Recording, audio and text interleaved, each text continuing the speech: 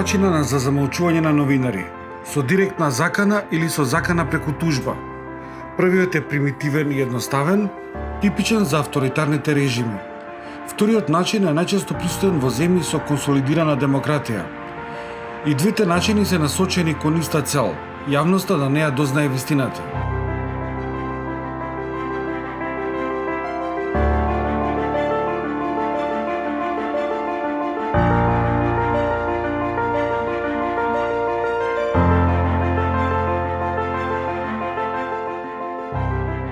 Оно за кое што би сакала малку да го кренам вниманието се актуелните слеп тужби, кои што во последниот период, па би рекла месеци и година, можеби и повеќе, се прилично актуелни.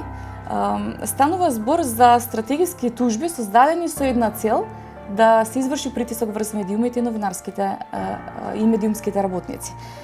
Нема тие некоја крајна цел во смисла да се платат големи суми за тоа, па новинарите да се изложат на трошоци кои што секако, како секој граѓанин, се навистина високи. Меѓутоа слеп тужбите се имаат една единствена цел. Тоа е акроним за Strategic Lawsuit Against Public Participation. Името кажува се. Користењето на стратешките тужби за притисок врз новинарите и медиумите во Европа станува голем проблем за новинарството, но и за квалитетот на демократијата во целост.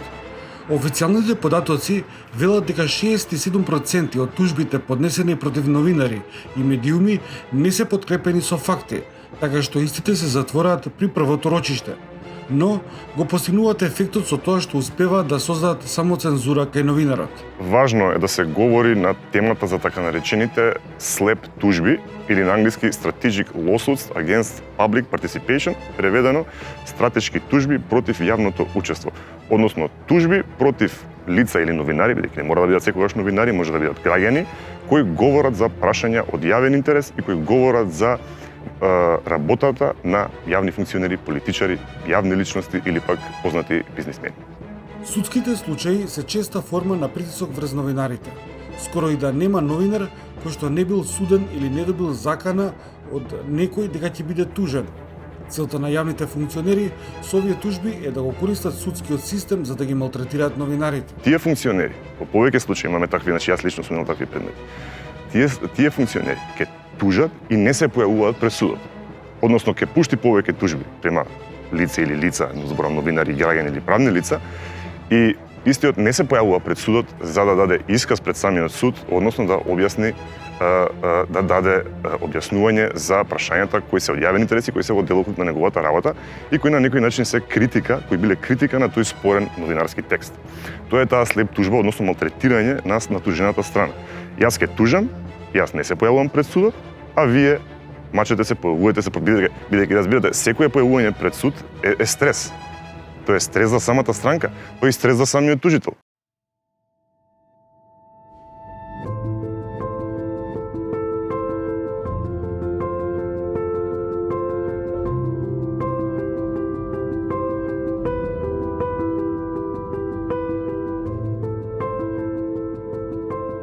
Законите се поставени во овој случај да ги штитат новинарите, но колку правосудниот систем е подготвен да ги следи упатствата од меѓународните судови? Колку е тука правосудниот систем пред се судовите, повикани да градат еден, односно да го надминат нивото на игнорантен правен систем во однос на заштитата на новинарите.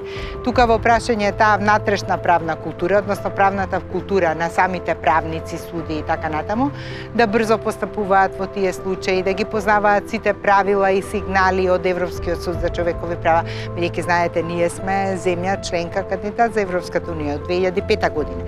И ние во однос на законската регулација ги следиме сите директиви и вредности на правото на Европската унија. И во тој домен сме многу добри, имаме односно квалитетна регулатива. Во тој пакет, како што ја спомнав, декриминализација на клевета, на навреда, понатаму говорот на омраза, кое што е декриминализацијата за клеветата и навредата се направи токму заради новинарите. Пред неколку години постоеше во граѓанскиот суд во Скопје постоја специјализирани судии. Значи само тројца, четворица судии судеа предмети за слободен изразување, односно тужби за клевета и навреди. Што е добро, бидејќи тоа е опширна тема И се разбира дека не може еден судија што судел стечај, па сега да се префрли на слободно изразување, тоа е многу работа. И добро е да постојат специјализирани судии. Меѓутоа сега сите судии во граѓанскиот суд во Скопје судат предмети за слободно изразување. Од разговорите со компетентните лица се добива впечаток дека регулативата е добра, пракса има, но дека треба да се унапредат уште судските инстанции. Не знам точна статистика, меѓутоа бројот е доста намален, како што бил пред повеќе години сме имале по 300 тужби. Значи по 300 сега е доста намален. Не сакам да шпекулирам вака од колегите што јас комуницирам што ги работат овие предмети, ама конкретно према новинари дали во моментов се тужени 10 новинари, да речеме 5 до 10 новинари на новинарски куќи, меѓутоа можно е према една позната новинарска организација да има повеќе тужби. Добрата судска пракса помогна во насока да се одвратат самите тужители и да ги користат само регулаторните механизми, Советот на етика во медиумите и Советот на честа при ЗНМ. Дајте, користете ги само регулаторните механизми. Фелата, доколку постои некакво прекршување на Кодексот на новинари на Македонија, да фелата ги осуди самите колеги. Новинарската фела има прилично добар и чесен систем на саморегулација. Кога ќе се спореди бројот на одлуки во кои се констатираат прекрашувања на Кодексот на новинарите во однос на лекарската фела, може да се увиди разликата.